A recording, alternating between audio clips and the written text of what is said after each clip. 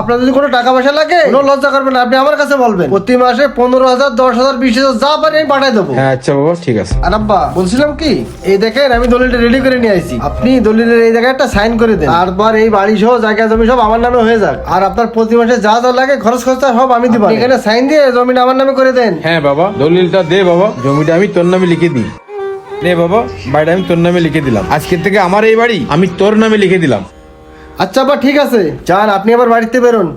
তার মানে এই বাড়ি এখন আমার হয়ে গেছে, আপনার এখন আর আমার কোনো দরকার নেই। আসলে আপনার এখন অনেক বয়স হয়ে গেছে, আপনি অসুস্থ হয়ে পড়লে বিছানায় প্রস্তাব পায়খানা করবেন, এগুলো আমার বউ একদমই পছন্দ করে না। তাই এসব কিছু ঘটে রাখে আপনি বাসা থেকে চলে যান। বাবা এসব তুই কি বলতেছিস? আমি তো তোর নামে বাড়িটা লিখে দিলাম, এখন তুই এসব কথা বলতেছিস কেন? এসব বললি আমি এখন যাবো কোনে? বা আপনার এত কথা তো শোনার সময় নেই আমার। আমার জায়গা জমির দরকার ছিল, আমি নিয়ে নিছি। আপনি এখন এই বাড়ি থেকে বিদায় হন। আপনি কোনে যাবেন কি করবেন এটা তো আমার দেখার বিষয় না। আপনি আপনার ছোট ছেলে ঝুপড়ি দিতে ওঠেন। যান বেরোন, বাড়ি থেকে বেরোন, যান বেরোন। আরে বাবা, এ কি আরে করতেছিস? যান, বেরোন।